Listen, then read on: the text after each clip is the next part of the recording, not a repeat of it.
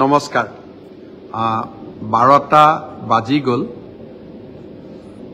আজি ৰাতিপুৱাৰ পৰা আমাৰ জিলা উপায়ুক্তসকলৰ লগত আমাৰ যিখন প্ৰতি 6 মাহৰ মূৰে মূৰে সন্মিলন হয় সেই সন্মিলনখন আজি ৰাতিপুৱাৰ পৰা আৰম্ভ হৈছে অসম সচিবালয় বা লোকসেৱা ভৱনত জিলা উপায়ুক্তসকলৰ বৈঠকখন আমি ৰাতিপুৱা মই যিমান দূৰ ভাবো 11 বজাত আমি আৰম্ভ কৰিছিলো আৰু প্ৰায় 13 ঘণ্টা সময় আমি প্ৰথম দিনটো অতিবাহিত কৰিলো মন্ত্ৰী সভাৰ সকলো সদস্যও আছিলে ডিসি সকলো আছিলে ৰাজ্যৰ মুখ্য সচিবকে ধৰি আন বিষয়া সকলো আছিলে অহা কালিও আমি গোটেই দিনটো এই জিলা উপায়ুক্তৰ সন্মিলনখন পৰিচালনা কৰিম অৱশ্যে ইয়াৰ মাজতে অসমৰ নতুন ৰাজ্যপালে শপত ল'ব আৰু শপত গ্ৰহণ অনুষ্ঠানতো আমি সকলো উপস্থিত থাকিম অহা কালিও এনেকে ৰাতি প্ৰায় 12-1 বজালৈকে জিলা উপায়ুক্তৰ সন্মিলনখন হ'ব এই জিলা উপায়ুক্তৰ সন্মিলনখন আমি 6 মাহৰ মূৰে মূৰে অনুষ্ঠিত কৰোঁ আৰু চৰকাৰৰ আঁচনিসমূহ জিলা পৰ্যায়ত কি ধৰণে অত্যন্ত সুষমভাৱে আৰু সফলভাৱে কোনো কেৰুণ নোহোৱাকৈ ৰূপায়ণ কৰিব পাৰি তাৰ বিষয়ে আমি আলোচনা কৰোঁ লগতে কি চৰকাৰে কেন্দ্ৰীয় চৰকাৰে হওক ৰাজ্য চৰকাৰে হওক নতুন আঁচনি আনিব কি ধৰণে নতুন আঁচনিবোৰ আমি ৰূপায়ণ কৰিব লাগিব তাৰো আমি পৰিকল্পনা কৰোঁ এই ব্যৱস্থাটো মই মুখ্যমন্ত্ৰী হোৱাৰ পিছত আৰম্ভ কৰিছিলো যে প্ৰতি 6 মাহৰ মূৰে মূৰে জিলা উপায়ুক্তৰ একোখন আমি সন্মিলন কৰিম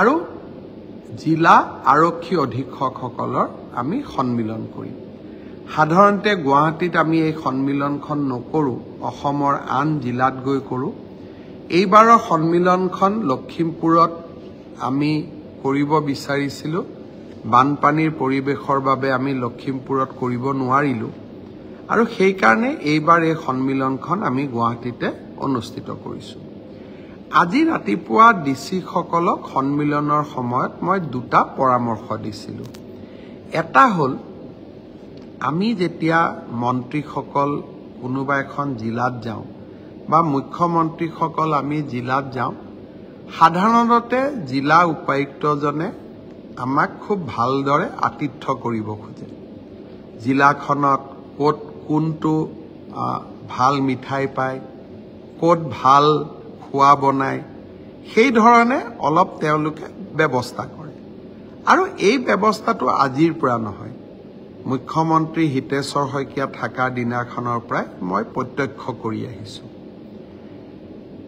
এটা সময় আছিলে যেতিয়া এইবিলাক কথা চলি গৈ আছিল কিন্তু মই যেতিয়া মুখ্যমন্ত্ৰী হলো প্ৰথম 6 মাহ যোৱাৰ পিছতে মই অনুভৱ কৰিলো যে এজন মানুহ খাবও নোৱাৰো ইমান ডাঙৰ এটা আয়োজন কৰাৰ প্ৰয়োজন কি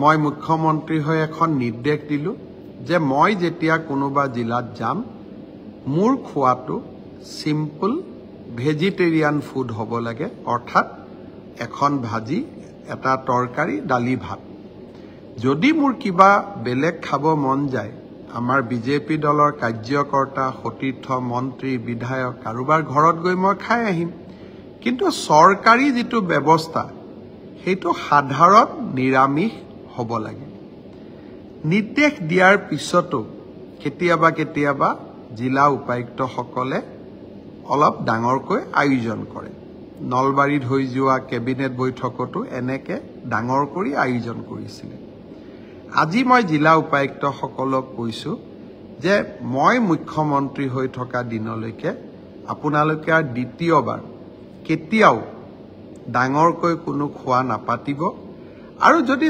চৰকাৰী অনুষ্ঠানো হয় আপোনালোকে নিৰামিষৰ বাদে আন কোনো খোৱাৰ ব্যৱস্থা নকৰিব যদি কোনোবা মন্ত্ৰীও যায় তথাপিতো নিৰামিষ হ'ব চৰকাৰৰ যদি কিবা অনুষ্ঠান হয় তাৰো খোৱা নিৰামিষ হ'ব আৰু সাধাৰণ নিৰামিষ হ'ব।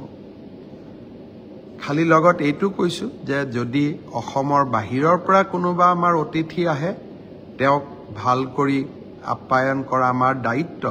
অৰ্থাৎ ষ্টেট গেষ্ট যদি কোনোবা আহে তেতিয়াহ'লে যি ধৰণে ভাল পায় তেখেতে তেনেকে খোৱা বোৱা বনাব।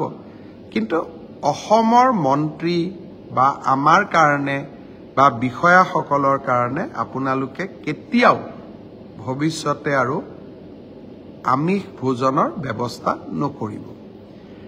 দ্বিতীয়তে আপোনালোকে জানে যে আগত যেতিয়া অসমৰ মুখ্যমন্ত্ৰী আছিলে অসমত আইন শৃংখলাৰ পৰিৱেশ জটিল আছিলে। একোজন মুখ্যমন্ত্ৰীৰ লগত 32খন 28খনকৈ গাড়ী আছিলে।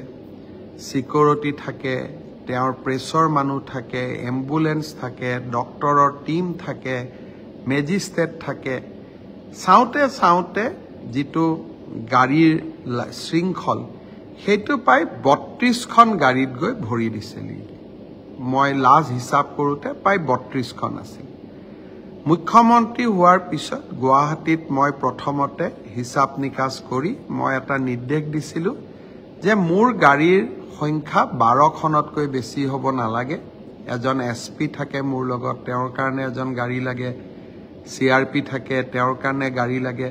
সব হিচাপ নিকাচ কৰি মই ঠিক কৰিছিলোঁ যে মোৰ লগত 12খন গাড়ী থাকিব লাগে। এতিয়া লাহে লাহে তাৰো সংখ্যা কমাই মোৰ লগত 7খন 8খনলৈকে মই গাড়ীৰ কনভয়টো কমাই কমাই আনি আছোঁ। কিছুমান কাম মই বিচাৰিলেও নহয়গৈ যে CRP কেইজন লগত থাকিবই, DSP জন থাকিবই, SP থাকিবই। মই চেষ্টা কৰিলেও মোৰ গাড়ীখন এখন গাড়ীলৈকে মই সলনি কৰিব নোৱাৰো। কিন্তু আন মুখ্যমন্ত্ৰীসকলে যদি 32খন গাড়ী ব্যৱহাৰ কৰিছিল, 28খন গাড়ী ব্যৱহাৰ কৰিছিল, মই যদি 7লৈকেও নমাই আনিব পাৰোঁ, মই ভাবোঁ সিও ব্যৱস্থাৰ পৰিৱৰ্তন হয়। গুৱাহাটীত ঠিকে থাকে, কিন্তু যেতিয়া মই জিলাসমূহলৈকে যাওঁ তেতিয়া মই দেখা পাওঁ আকৌ মোৰ লগত গাড়ী যোগ হৈ পেলাই 22খন 25খনলৈ বৃদ্ধি হয়। সাধাৰণ মানুহৰ কষ্ট হয়। আজি মই জিলা উপায়ুক্তসকলক কৈছোঁ যে মই য'তে যাওঁ, ডিব্ৰুগড়, তিনিচুকীয়া, যোৰহাট, তেজপুৰ, কোনো কাৰণতে যাতে মোৰ কনভয়ত 10-12খনতকৈ বেছি গাড়ী নাথাকে। 10-12খন কিয় থাকিব লাগে? মোৰ যি 7খন 8খন গাড়ী মোৰ লগত থাকে তাৰ লগত এখন DCৰ গাড়ী থাকিব, এখন SPৰ গাড়ী থাকিব, স্থানীয় মন্ত্ৰীজনৰ গাড়ী থাকে, MLA জনৰ গাড়ী থাকে। মই কৈছোঁ তেওঁলোকৰ গাড়ীও আমাৰ গাড়ীৰ কনভয়টোৰ লগত নলগাব, তেওঁলোকক আগতে গৈ নিৰ্দিষ্ট স্থানত উপস্থিত হৈ থাকিব দিব। আৰু এম্বুলেন্সৰ কোনো প্ৰয়োজন নাই, দীঘলীয়া কনভয় নকৰিব। তৃতীয়তে মই তেওঁলোকক এইটোও কৈছোঁ যে ডাঙৰ ডাঙৰ বাঁহৰ যি বেৰিকেড দি দিয়া হয় যাতে মুখ্যমন্ত্ৰীৰ ওচৰত কোনো আহিব নোৱাৰে, এই ধৰণৰ বেৰিকেড আদিৰো ব্যৱস্থা নকৰিব। কাৰণ আজিকালি দিনত ডাঙৰ ডাঙৰ বেৰিকেড বনাই আমি মানুহৰ যান বাহনৰ ব্যৱস্থা, কোন মানুহ আহিব, ক'ত আহিব, কাৰোবাৰ মেডিকেল আৰ্জেঞ্চি আছে, মুখ্যমন্ত্ৰী আহিব বুলি আমি ডাঙৰ বাঁহেদি বেৰিকেড বনাই দিলোঁ। হস্পিটালত গৈ মানুহজন উপস্থিত হ'ব নোৱাৰিলে, স্কুলত গৈ উপস্থিত হ'ব নোৱাৰিলে, সময়ত পৰীক্ষাত বহিব নোৱাৰিলে। সেইকাৰণে মই তেওঁলোকক এইটোও কৈছোঁ যাতে মোৰ কোনো জিলা ভ্ৰমণ কালত কোনো ৰাস্তা বন্ধ কৰা নহয়, কোনো বেম্বু আদিৰ বেৰিকেডিং যাতে কৰা নহয়। মই কৈ থাকোঁ, আজি সমূহীয়াভাৱে তেখেতসকলক কৈছোঁ যে যিমান পাৰোঁ আমি এটা চিম্পল আৰু সাত্বিক জীৱন যাপন কৰাৰ বাবে আমি প্ৰচেষ্টা কৰিব লাগে। মই ভাবোঁ যে একেদিনতে চৰকাৰী ব্যৱস্থাৰ পৰিৱৰ্তন নহয়, কিন্তু লাহে লাহে আমি এই ব্যৱস্থাবিলাকৰ পৰিৱৰ্তন কৰিব পাৰিম। যোৱা 3 দিন মই নতুন দিল্লীত আছিলোঁ, নীতি আয়োগৰ বৈঠক হৈছিলে আৰু বিজেপি শাসিত প্ৰদেশবিলাকৰ মুখ্যমন্ত্ৰীসকলৰো এখন বৈঠক অনুষ্ঠিত হৈছিল। তাত অসমৰ কেইবাটাও নতুন কথা মই আমাৰ ভাৰতবৰ্ষৰ আন মুখ্যমন্ত্ৰীসকলৰ আগত উপস্থাপন কৰিছিলোঁ। 1 লাখ নিযুক্তি, এটাও কোৰ্ট কেছ নাই, দুৰ্নীতিৰ অভিযোগ নাই।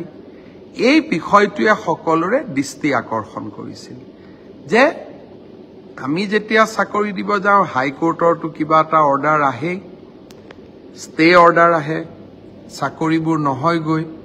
অসমে কেনেকৈ 1 লাখ নিযুক্তি এটাও কোৰ্ট কেছ নোহোৱাকৈ আৰু এটাও দুৰ্নীতিৰ অভিযোগ নোহোৱাকৈ সমাপ্ত কৰিব পাৰিলে। তাৰ এটা দীঘলীয়া প্ৰেজেণ্টেশ্যন মই এই সময়ছোৱাত দাঙি ধৰিছিলোঁ আৰু সকলোৱে অসমৰ স্বচ্ছ নিযুক্তিৰ ব্যৱস্থাটো খুব আদৰণি জনাইছিলে। অসমত আমি নতুন নতুন ব্যৱস্থা কিছুমান সৃষ্টি কৰাৰ কাৰণে প্ৰচেষ্টা কৰি আছোঁ। এই জিলা উপায়ুক্তৰ সন্মিলনখনত আমি কেনেকৈ যোৱা কিছুদিনত মই ঘোষণা কৰা আঁচনিবিলাক ৰূপায়ণ কৰিব পাৰোঁ, সফলভাৱে ৰূপায়ণ কৰিব পাৰোঁ।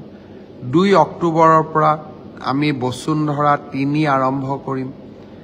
বাল্য বিবাহৰ বিৰুদ্ধে এটা ডাঙৰ অভিযান আৰম্ভ হ'ব নৱেম্বৰ ডিচেম্বৰত। ইয়াৰ মাজত নিযুত মইনা আঁচনি আৰম্ভ হ'ব।